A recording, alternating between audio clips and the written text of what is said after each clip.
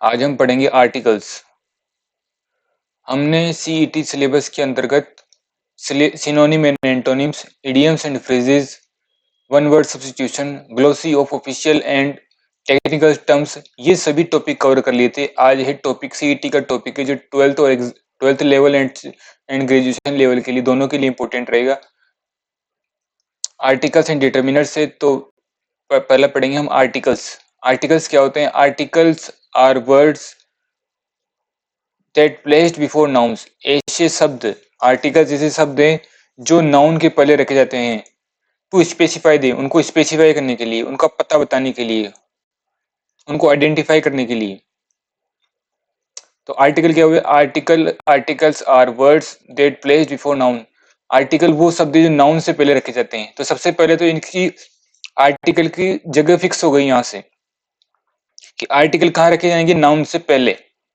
Article कहाँ रखे जाएंगे? नाउन से पहले।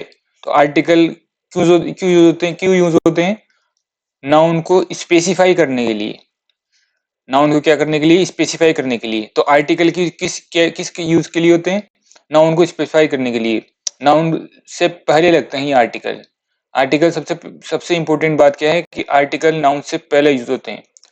अब आगे है नाउन। आर्टिकल दो प्रकार के होते हैं। एक तो होता है डेफिनेट आर्टिकल। एक क्या होता है? Definite article. और एक होता है इनडेफिनेट आर्टिकल। एक होता है डेफिनेट आर्टिकल, एक होता है इनडेफिनेट आर्टिकल। ऐसी नाउन जो फिक्स हो,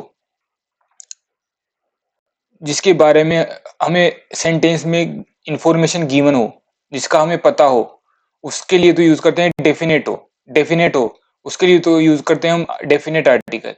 और ऐसी नाउन जिनका जो डेफिनेट ना हो, जिसका हमें पता ना हो, जिसके बारे में कंफर्म ना हो, उसके लिए यूज होते हैं इनडेफिनेट आर्टिकल। डेफिनेट आर्टिकल सिर्फ एक होता है द। डेफिनेट आर्टिकल सिर्फ क्या होता है? द। इनडेफिनेट आर्टिकल दो होते हैं, ए और एन। इनडेफिनेट आर्टिकल कितने होते हैं? दो, ए और एन। डेफिनेट आर्टिकल सिर्फ डेफिनेट नाउन के पहले यूज होता है। क्या? डेफिनेट आर्टिकल सिर्फ डेफिनेट नाउन के पहले यूज होता है। इनडेफिनेट आर्टिकल सिर्फ डेफिनेट इनडेफिनेट नाउन्स के पहले यूज होता है। इनडेफिनेट आर्टिकल्स दो प्रकार के होते हैं, एक तो ए और एक एन। ए का यूज होता है जहां वर्ड के पहली जो साउंड है, पहली जो इनिशियल साउंड है, उसका उसकी साउंड कांस्टेंट साउंड हो। जो कांस्टेंट साउंड कौन होते हैं? जैसे बी, सी, डी, एफ, जी, एच, ये शब्द किनको? एक कांस्टेंट साउंड्स वो होते हैं जो ए आई ओ को छोड़ के जो भी साउंड्स होते हैं उनको कांस्टेंट साउंड बोलते हैं। उनके आगे यूज होता है ए। इंडेफिनिट आर्टिकल में दूसरा आर्टिकल है एन।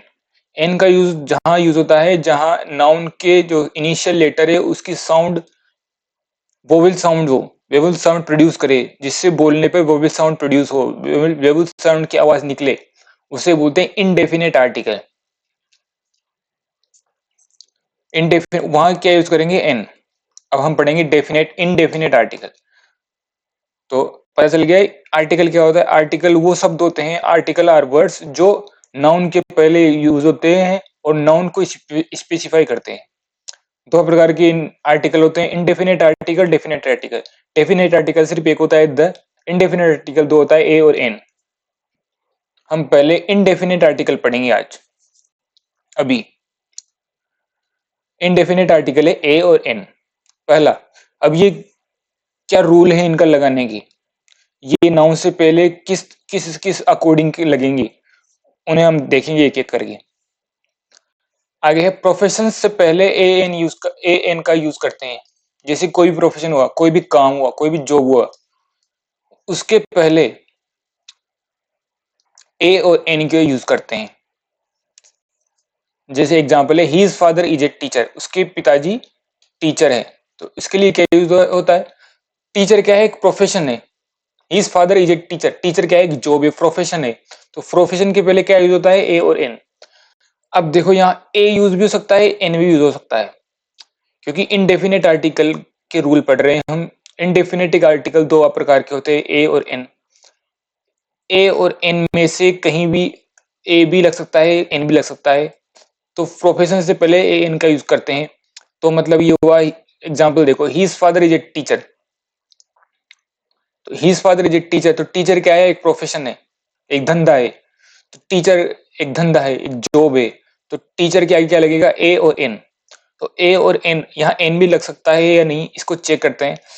टीचर, तो टी, टी की आवाज निकाल रहा है, तो टी क्या है, वोवल नहीं है। वोवल साउंड कौन होते हैं, वोवल साउंड नहीं, वोवल साउंड क्या होता है, A E I O you, ये क्या है, वोवल साउंड प्रोड्यूस करते हैं, ये साउंड वोवल साउंड है, A E I O you. तो टी, टी तो टे वाला साउंड प्रोड्यूस हो रहा है, तो ये क्या है, ये कांस्टेंट साउंड प्रोड्यूस कर रहा है, तो इसका यहाँ इसके आगे क्या यूज होगा, ए, तो इस नाउन के आगे क्या यूज होगा, ए। आगे है आई एम ए साइंटिस्ट, तो साइंटिस्ट क्या है, एक प्रोफेशन है, तो प्रोफेशन के आगे क्या यूज होता है, इंडेफिनेट आर्टिकल ए और एन, तो यहाँ क्या है, साइंटिस्ट, सा वाला साउंड प्रोड्यूस हो रहा है यहाँ पर, स क्या है यहाँ पर, कांस्टेंट साउंड है, तो कांस्टेंट साउंड के पहले क्या आएगा, ए आएगा।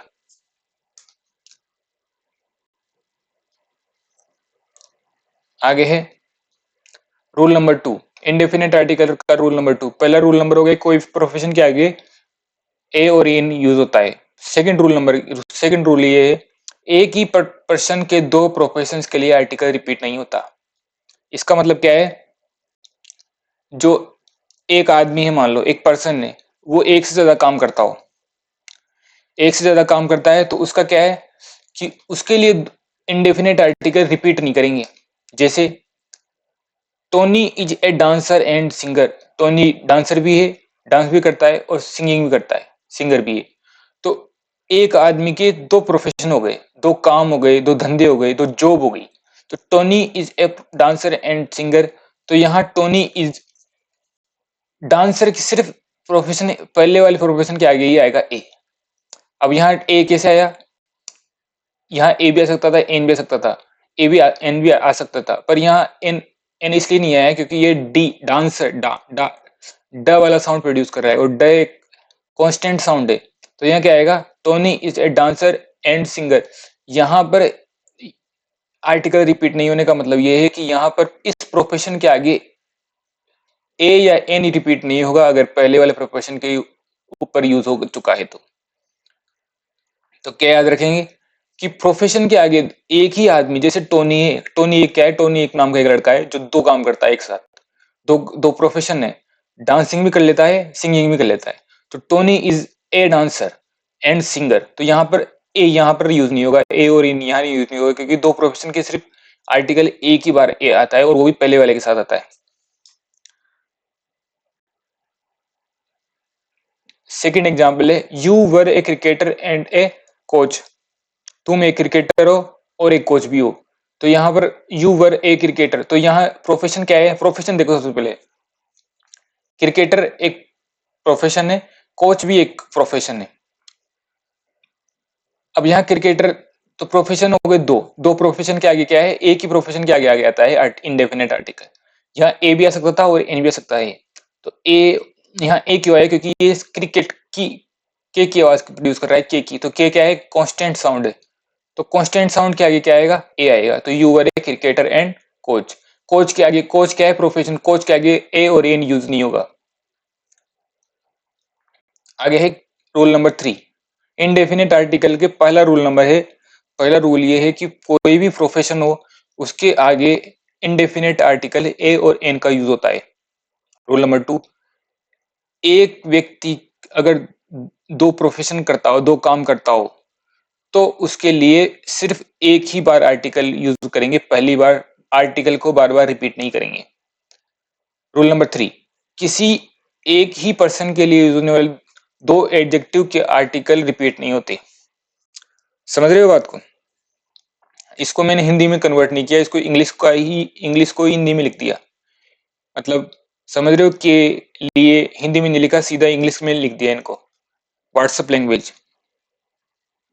किसी एक ही पर्सन के यूज होने वाले, किसी एक ही पर्सन के लिए, मतलब एक ही व्यक्ति के लिए यूज होने वाले दो एडजेक्टिव, एडजेक्टिव क्या होते हैं, विशेषण,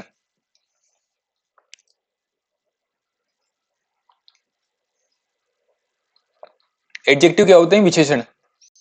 तो एक ही व्यक्ति के लिए दो एडजेक्टिव, जो दो विशेषण यूज हो रहे हो, तो उस केस में भी आर्टिकल रिपीट नहीं होता। तो क्या है पहला एग्जांपल देखो, Karan is a clever and hard working boy. तो यहाँ करण क्या है? करण एक आदमी है, करण व्यक्ति है एक, तो करण एक चालाक भी है और हार्ड वर्किंग भी है। तो ये क्या है? क्लेवर और हार्ड वर्किंग। यहाँ देखो ये क्लेवर, क्लेवर और हार्ड वर्किंग, ये दोनों क्या है? ये दोनों एडजेक्टिव है। किसके लिए? करण के लिए। एडजेक्टिव क्या मतलब होता है? क्या होता है ये एडजेक्टिव? एडजेक्टिव का मतलब होता है विशेषता, विशेषण। किसकी विशेषता बता रहे हैं? ये करण की विशेषता बता रहे हैं, बॉय की। तो ये क्या है? Clever and hard working. तो ये क्या है? इसकी एडजेक्टिव है दो। तो जब एक ही व्यक्ति के लिए दो एडजेक्टिव आते हैं तो इनडेफिनेट आर्टिकल रिपीट नहीं होता है। रिपीट नहीं होता का मतलब होता है कि पहले एडजेक्टिव के साथ ही इनडेफिनेट आर्टिकल ए या इन यूज होगा। जैसे Ram is a clever and hard working boy. तो यहाँ दो एडजेक्टिव है, क्लेवर और हार्ड वर्किंग। तो पहले वाले एडजेक्टिव के साथ यूज होगा ए और एन। हार्ड वर्किंग के पहले यूज नहीं होगा क्योंकि रिपीट नहीं होगा। तो यहाँ क्या है? यहाँ ए भी आ सकता है और एन भी आ सकता है। उसको चेक कैसे करेंगे? इसको पढ़ के, क्लेवर, क्लेवर। तो क्लेवर का, क्लेवर किसका साउंड कर प्रोड्यूस कर रहा है? के का। तो के क्या है? कांस्टेंट साउंड है। और कांस्टेंट साउंड के साथ साथ क्या आता है? ए आता है। तो क्या आएगा? Karan is a clever and hard working boy. आगे देखते हैं, आगे वाला एग्जांपल देखते हैं।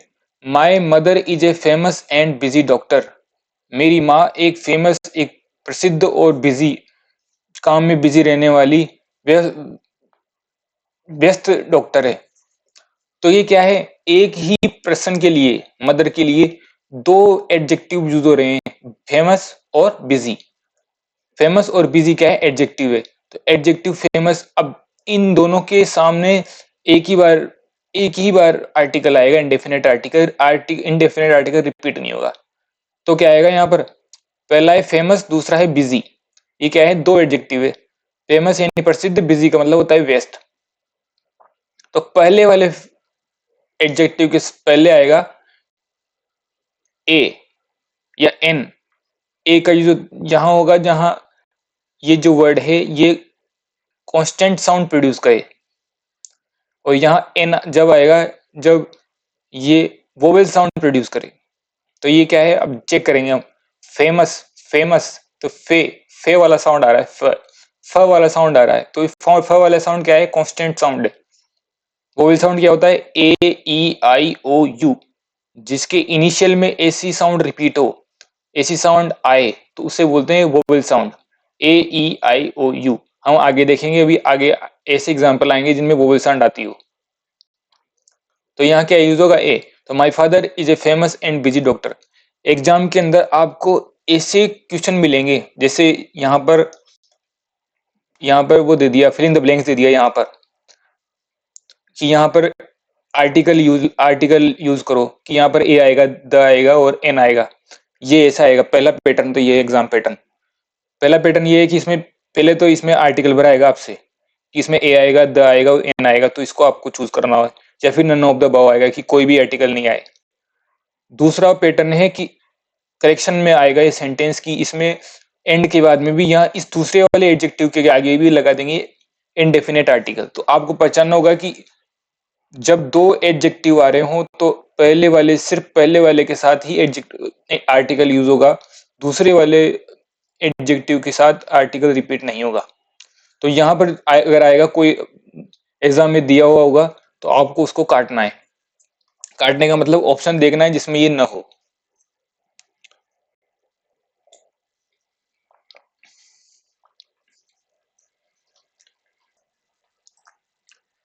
आगे है rule number 4, exclamatory sentence. Exclamatory sentence वो होते हैं जो हमें सरप्राइज करे, जिससे सुन के हमें सरप्राइज हो, अचंभित हो जाए, आश्चर्यचकित हो जाए।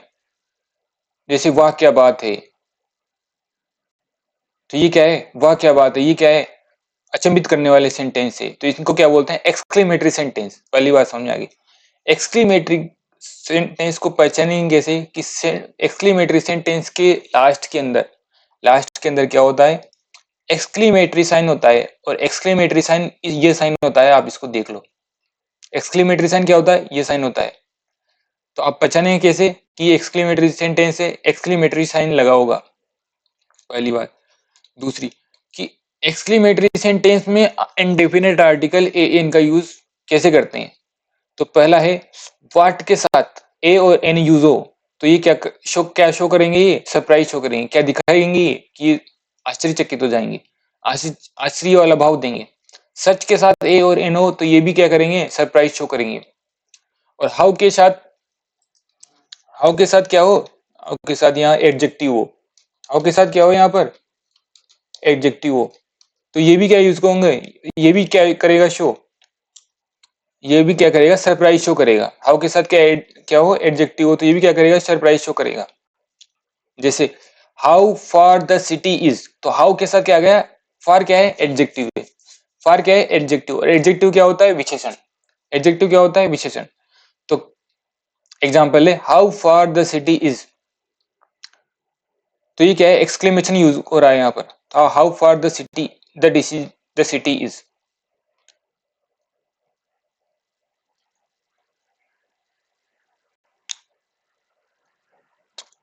दूसरा है व्हाट के साथ ए और एन यूज होगा, तो व्हाट के साथ ए एन यूज होगा मतलब what an intelligent women it is. तो व्हाट के साथ क्या हो, ये आ रहा हो एन आ रहा हो तो ये क्या हो रहा है एक्सक्लेमेटरी साइन आ रहा है ये। अब ये देखो हम बोल रहे थे ना कि वोवेल साउंड कैसे प्रोड्यूस होती है, इसमें देखते हैं। What an intelligent woman it is, तो यहाँ एक्सक्लेमेटरी साइन आ रहा है तो एक्सक्लेमेशन सेंटेंस है ये। व्हाट एन, तो व्हाट एन क्या शो कर रहा है यहाँ पर, सरप्राइज शो कर रहा है। What an intelligent woman it is, क्या कैसी ये बुद्धिमान महिला है, तो इसको क्या बोलते हैं व्हाट एन। तो यहाँ पर ए भी आ सकता था और एन भी आ सकता है। यहाँ एन क्यों आया इसका कारण मैं बताता हूँ आपको। इंटेलिजेंट, इंटेलिजेंट में इनिशियल साउंड देखो आप, ई इंटेलिजेंट, ई इंटेलिजेंट, तो ई वाला साउंड प्रोड्यूस कर रहा है और ई क्या है वोवेल साउंड है, तो वोवेल साउंड के पहले क्या आएगा एन आएगा। समझ गए आप, what an intelligent woman it is, तो इंटेलिजेंट में ई आ रहा है तो ई क्या है वोवेल साउंड है, तो वोवेल साउंड के पहले क्या आएगा एन आएगा। आगे जैसे ये सच है मेन पढ़ लिया था, मेन वाला क्या है म वाला साउंड प्रोड्यूस कर रहा है और म क्या है कांस्टेंट साउंड है, तो कांस्टेंट साउंड के पहले आएगा ए। जैसे ये पढ़ा नहीं था अभी वापस पढ़ेंगे, ये सच ए और एन सच शो सरप्राइज, अगर सच के साथ ए और एन यूज होता है तो ये ए और एन सरप्राइज के लिए यूज होते हैं। जैसे such a man will be punished, ऐसा व्यक्ति को पनिशमेंट मिलेगी, तो क्या है such a man will be punished, तो सच ए क्या कर रहा है यहाँ सरप्राइज शो कर रहा है कि ऐसा व्यक्ति होगा तो उसे पनिशमेंट मिलेगी, तो such a man will be punished. तो ये मेन वाला मेन यहाँ पर ए भी आ सकता था और एन भी आ सकता था, पर यहाँ ए इसलिए आया क्योंकि ये मेन है, म वाला साउंड प्रोड्यूस कर रहा है और म एक क्या है कांस्टेंट साउंड है, तो कांस्टेंट साउंड के आगे क्या आएगा ए आएगा। ये हाउ प्लस एडजेक्टिव ये सरप्राइज शो करता है, पर ये यहाँ पर अभी इसका आर्टिकल में यूज नहीं हो रहा, तो आर्टिकल में सिर्फ दो ही चीज यूज हो रही है, व्हाट के साथ ए और एन और एक सच के साथ ए और एन, ये क्या करते हैं सरप्राइज शो करते हैं। आगे देखते हैं रूल नंबर 5वां, अगर एडजेक्टिव के साथ नाउन हो तो उसके पहले क्या यूज करेंगे, आर्टिकल यूज करते हैं। आर्टिकल कौन से, इंडेफिनेट आर्टिकल, इंडेफिनेट आर्टिकल को क्या होता है ए और एन इंडेफिनेट आर्टिकल होता है। अगर सेंटेंस में अगर आपको एडजेक्टिव के बाद में नाउन दिख जाए, क्या एडजेक्टिव और एडजेक्टिव के बाद में नाउन दिख जाए तो क्या करेंगे आप उसको, उसके आगे फिर क्या यूज होगा इनडेफिनेट आर्टिकल यूज होगा। क्या यूज होगा इनडेफिनेट आर्टिकल यूज होगा। जैसे she is a good girl, ये क्या है सेंटेंस है, तो आप पहचानो कैसे कि इसमें एडजेक्टिव प्लस नाउन है, तो गुड क्या है एक एडजेक्टिव है, गुड क्या है एक एडजेक्टिव है और गर्ल क्या है एक नाउन है। एडजेक्टिव क्या होता है विशेषण जो विशेषता बताए, गुड क्या है गर्ल की विशेषता बता रहा है कि लड़की कैसी अच्छी है, तो नाउन क्या है गर्ल है। तो एडजेक्टिव क्या होता है विशेषण, जैसे हिंदी में विशेषण होते हैं ना जो विशेषता बताते हैं, तो विशेषण है गुड अच्छा, अच्छा बुरा खराब सेहतमंद हेल्दी वेल्दी, ये जो भी विशेषण है उनको एडजेक्टिव बोलते हैं। गुड गर्ल, तो यहाँ क्या है गुड एडजेक्टिव और गर्ल एक नाउन है, तो इन दोनों के पहले क्या आएगा इनडेफिनेट आर्टिकल यूज होगा। तो इनडेफिनेट आर्टिकल यहाँ ए भी आ सकता है और एन भी आ सकता है, तो ए और एन का डिसाइड कैसे होगा, यहाँ पर आपको गुड वाले को जो ए और एन के जस्ट बाद में जो वर्ड यूज हो रहा है उसको प्रोनाउंस करना है आपको, उसको बोल के देखना है मन के अंदर। जैसे गुड, ग वाला साउंड प्रोड्यूस कर रहा है, तो ग क्या है, एक कांस्टेंट वर्ड है, तो कांस्टेंट वर्ड के पहले सिर्फ ए आता है। कांस्टेंट जो साउंड प्रोड्यूस कर रहा है, बहुत जनरली बहुत ही कम केस में ऐसे होता है कि यहाँ पर कांस्टेंट साउंड होके भी वोवल साउंड प्रोड्यूस करता है। जैसे जी कांस्टेंट है, जी कांस्टेंट होके भी वोवल साउंड प्रोड्यूस करे तो यहाँ पर आएगा एन। आप ये याद, ये रटना मत कि यहाँ पर कांस्टेंट देखते ही आप सीधा एट चिपका दे, ऐसा नहीं है। कांस्टेंट ऐसे में अभी एक एग्जांपल भी आएगा ऐसा जिसमें कांस्टेंट है पर कांस्टेंट होते हुए भी वोवेल साउंड प्रोड्यूस कर रहा है, तो एन यूज होगा। तो यहाँ क्या आएगा, शी इज। अब ये गुड और गुड और गर्ल एडजेक्टिव प्लस नाउन आ गया, तो क्या आएगा इसके आगे, इनडेफिनिट आर्टिकल। इनडेफिनिट आर्टिकल इसके बाद में आने वाले साउंड को प्रोड्यूस करने के बाद जो जो अगर कांस्टेंट साउंड प्रोड्यूस हुआ तो ए आएगा, अगर वोवेल साउंड प्रोड्यूस हुआ तो ए यूज होगा। तो ये यहाँ क्या है, she is a good girl, तो गुड क्या है, ग साउंड प्रोड्यूस कर रहा है, तो यहाँ आएगा ए। आगे वाला एग्जांपल देखते हैं। Tony is a busy engineer, Tony एक बिजी इंजीनियर है। तो टोनी इज ए, अब यहाँ देखो बिजी, बिजी क्या है, बिजी है एडजेक्टिव, इंजीनियर क्या है, इंजीनियर है नाउन। तो इंजीनियर क्या होता है, बिजी है इंजीनियर, तो बिजी क्या है, विशेषण है जो किसकी विशेषता बता रहा है, इंजीनियर की बता रहा है। तो इसके लिए क्या यूज होगा, ए और एन, एडजेक्टिव और नाउन आ जाए तो उसके पहले इनडेफिनिट आर्टिकल ए और एन का यूज होता है। बिजी, तो अब ये इनडेफिनिट आर्टिकल ए और एन इसके हिसाब से नहीं लगेगा, नाउन के हिसाब से। इनडेफिनिट आर्टिकल सिर्फ इसके बाद में आने वाले वर्ड के जो प्रोनाउंसिएशन होगी उस हिसाब से लगेगा। तो यहाँ क्या है, बिजी, तो ये ब वाला साउंड प्रोड्यूस कर रहा है, और ब क्या है, कांस्टेंट साउंड है। वोवल साउंड कौन से होते हैं, जो ए ई आई ओ यू, ये क्या है, वोवल साउंड है, तो यहाँ क्या आएगा, ए आएगा।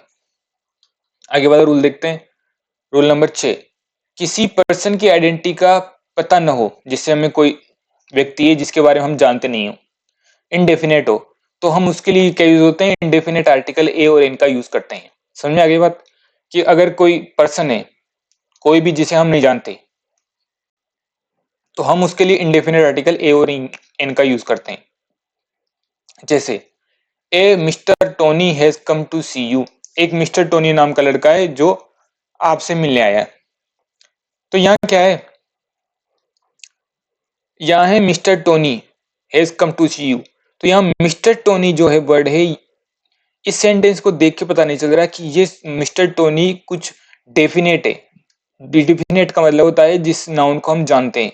तो ये क्या है, has come to see you, जैसे कोई रमेश नाम का लड़का तुमसे मिलना है, तो रमेश क्या है यहाँ पर, रमेश को हम नहीं जानते, तो रमेश क्या है यहाँ पर, इनडेफिनेट है। तो यहाँ मिस्टर टोनी क्या है, इनडेफिनेट है। तो इनडेफिनेट आर्टिकल, इनडेफिनेट जो नाउन है, इनडेफिनेट नाउन के आगे इनडेफिनेट आर्टिकल ही आएगा जिसको हम नहीं जानते।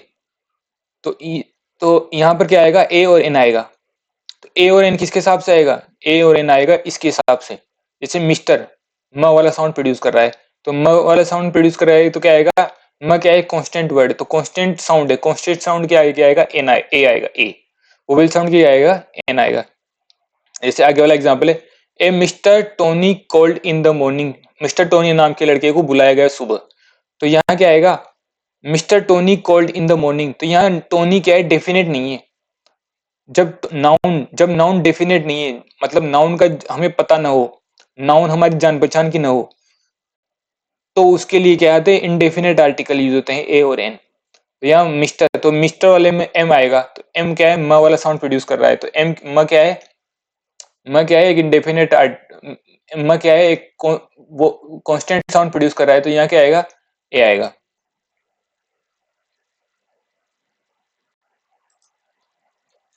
रूल नंबर 7 है एब्रीविएशंस। एब्रीविएशंस क्या होते हैं, शॉर्ट फॉर्म। शॉर्ट फॉर्म के पहले क्या यूज होता है, आर्टिकल ए और एन का यूज होता है। जो संक्षेप में लिखी जाती है उसे बोलते हैं शॉर्ट फॉर्म। जैसे एमएलए, जैसे बीए, जैसे डीओ, जैसे बीएड, जैसे आरटीओ, जैसे एटीएम, ये क्या है, सब एब्रीविएशन है। एब्रीविएशन का मतलब होता है छोटी फॉर्म, शॉर्ट फॉर्म। जैसे इसकी फुल फॉर्म क्या है, मेंबर ऑफ लेजिस्लेटिव असेंबली। यहाँ क्या है, बीए का मतलब क्या है, बैचलर ऑफ आर्ट्स। तो ये क्या है, इनिशियल है। तो इनिशियल को क्या बोलते हैं, एब्रीविएशंस। अगर एब्रीविएशन हो, शॉर्ट फॉर्म हो, तो उसके पहले इनडेफिनेट आर्टिकल ए और एन यूज होगा। पहला एग्जांपल है एन एम एल ए। तो ये एम एल ए क्या है, एब्रीविएशन है। ये क्या है, शॉर्ट फॉर्म है। तो शॉर्ट फॉर्म क्या आ गई, या तो ए यूज होगा या एन यूज होगा। तो अब इसको देखते हैं, यहाँ पर एन यूज हुआ है। तो एन क्यों यूज हुआ है, इसका कारण है एम एल ए। तो एम का साउंड प्रोड्यूस हो रहा है, तो एम क्या है, एम ए। तो ए का साउंड प्रोड्यूस हो रहा है। यहाँ पर किसका साउंड प्रोड्यूस हो रहा है, सबसे पहले क्या आ रहा है, एम ए। तो क्या क्या यूज हो रहा है, ए। तो ए से क्या होगा, तो ए क्या है, वोवेल साउंड है। तो वोवेल साउंड के पहले क्या आएगा, एन आएगा। तो एन एम एल ए। जैसे आगे एग्जांपल है ए बी ए। तो बी ए क्या है, यहाँ पर एब्रीविएशन है, शॉर्ट फॉर्म में। तो ये इसके पहले क्या यूज होगा, इंडेफिनेट आर्टिकल ए और एन। तो यहाँ पर इसको प्रोड्यूस कर बोल के देखेंगे मन में, बी ए। तो बी वाला साउंड प्रोड्यूस कर रहा है, और बी क्या है, बी ए कांस्टेंट साउंड है। तो कांस्टेंट साउंड के पहले आएगा ए। आगे है रूल नंबर 8वां, देखो। जनरलाइज करने के लिए, किसी बात को जनरली बताने के लिए, जैसे जो शाश्वत सत्य है, किसी बात को शाश्वत सत्य है, जो सबके लिए यूज होती है। जैसे हमें सुबह उठ के दौड़ना चाहिए, तो ये क्या है, शाश्वत सत्य है, ये सबके लिए यूज होती है।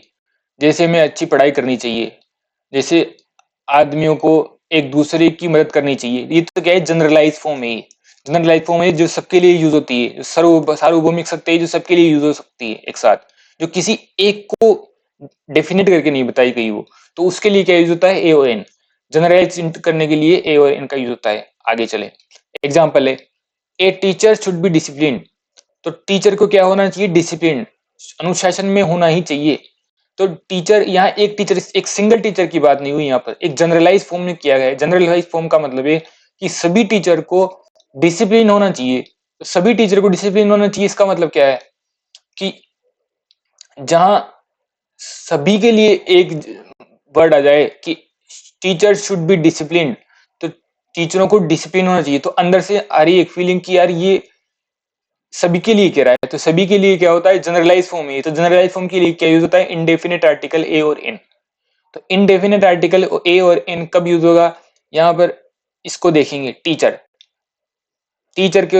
को देखेंगे, और देखते ही इसको पढ़ेंगे कैसे, टीचर, ट वाला साउंड प्रोड्यूस कर रहा है, और ट वाला साउंड क्या है, कांस्टेंट साउंड है, और कांस्टेंट साउंड के पहले क्या आएगा, ए। तो a teacher should be discipline. आगे है, one must have a house for family. अपने परिवार के लिए एक घर तो होना जरूरी है, आवश्यक है। तो यहाँ पर ये भी क्या है, एक जनरलाइज फॉर्म में, ये सबके लिए कि जिसकी फैमिली हुई उसके घर, कम से कम घर तो रहना ही चाहिए। तो ये क्या है, जनरलाइज फॉर्म है। जनरलाइज फॉर्म के पहले क्या आएगा, ए और एन, ए और एन। तो यहाँ क्या आएगा, house, a house for family. तो यहाँ क्या है, हाउस। देखो यहाँ नाउन के पहले आएगा। तो यहाँ देखो, टीचर क्या है, नाउन है, टीचर के पहले आया ए और एन।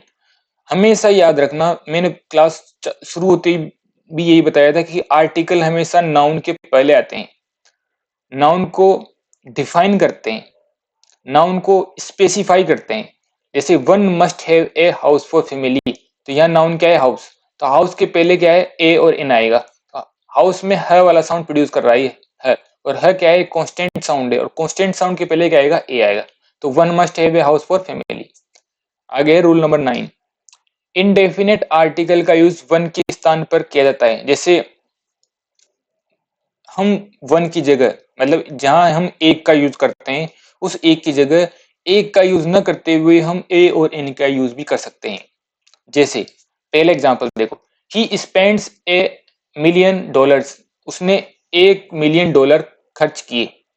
तो यहाँ पर ही स्पेंट ए की जगह हम वन भी यूज हो सकता है। तो यहाँ क्या है, ही स्पेंड $1 बिलियन। तो वन की जगह हम किसको यूज कर सकते हैं, इंडेफिनेट आर्टिकल ए और एन को। तो इसका वन की जगह क्या यूज हो गया, ए यूज हो गया। तो अब ए और एन की पहचान बता दिया मैंने आपको।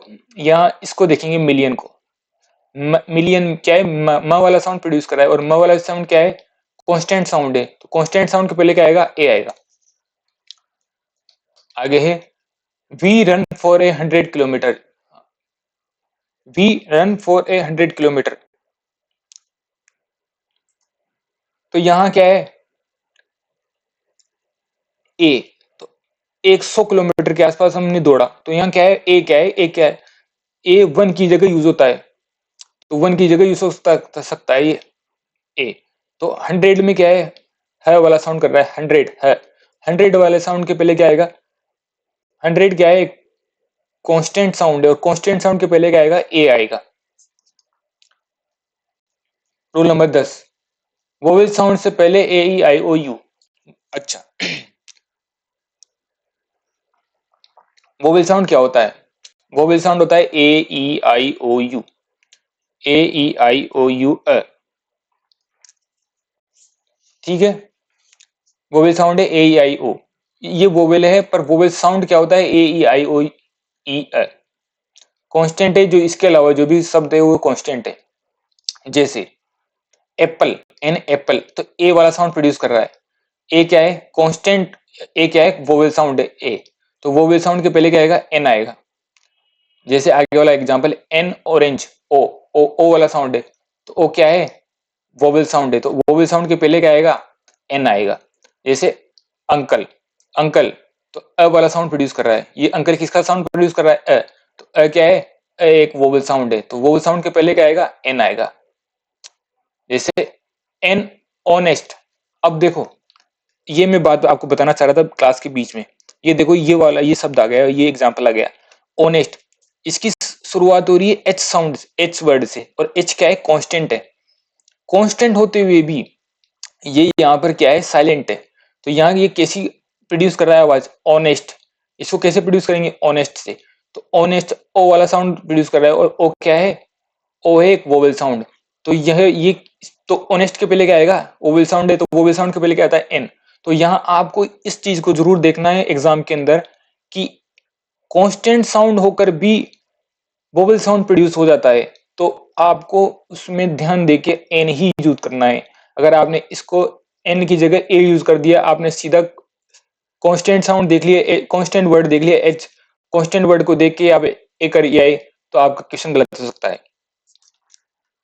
तो कांस्टेंट वर्ड की वोवेल साउंड निकल सकती है, कांस्टेंट कोई वर्ड है उसकी वोवेल साउंड भी निकल सकती है। जैसे एन ऑनेस्ट में ये एच साइलेंट है, तो इसकी जो वर्ड है इसकी ओ से शुरू हो रही है, ओ क्या है, एक वोवेल साउंड है। जैसे आगे वाला एग्जांपल है ए वन, व व व वाला साउंड कर, देखो ये वन वन क्या है, व वाला साउंड प्रोड्यूस का है, व क्या है, वह है एक कांस्टेंट, कांस्टेंट वर्ड, और कांस्टेंट वर्ड की क्या, कांस्टेंट साउंड, कांस्टेंट साउंड के पहले क्या आएगा, देखो होने में तो ये ए E I O you vowel vowel word है, वोवेल वर्ड, वोवेल वर्ड है, तो क्या हुआ, वोवेल वर्ड है तो क्या आना चाहिए था, एन आना चाहिए था, पर वोवेल वर्ड की यूज नहीं है, वोवेल वर्ड वो कांस्टेंट वर्ड का खेल नहीं है, यहाँ पर खेल है इनके प्रोनाउंसिएशन का, इनकी साउंड का।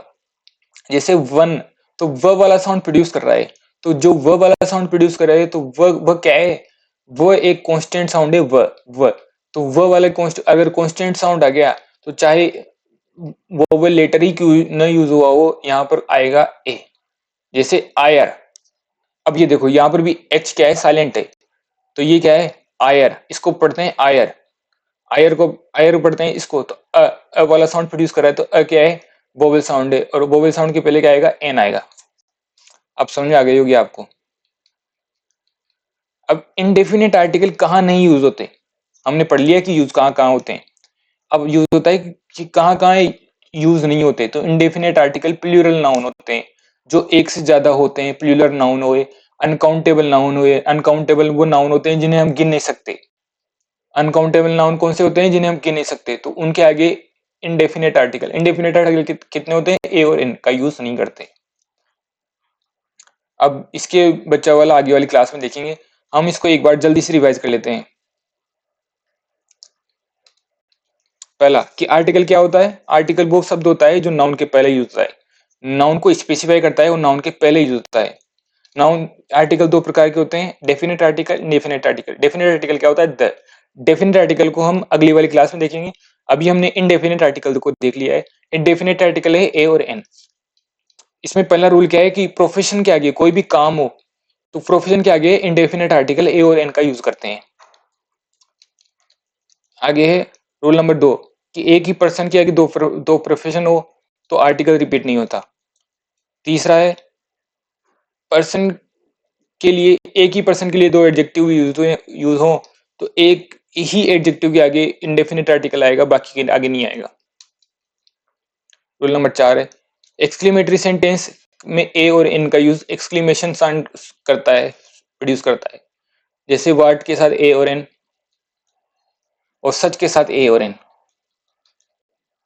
तो ये क्या है, सरप्राइज शो करते हैं। रूल नंबर 5वां एडजेक्टिव और नाउन हो आ गया कहीं कोई सेंटेंस तो उससे पहले इंडेफिनिट आर्टिकल ए और एन यूज आएगा, जैसे she is a good girl. Rule number 6 है किसी पर्सन को आइडेंटिफाई करने का पता ना हो, कोई वर्ड जो कोई पर्सन हो उसको हम जानते ना हो तो भी क्या यूज होगा, इंडेफिनिट आर्टिकल ए और एन। रूल नंबर 7 है कि कोई शॉर्ट फॉर्म हुआ उसके आगे इंडेफिनिट आर्टिकल ए और एन यूज होता है।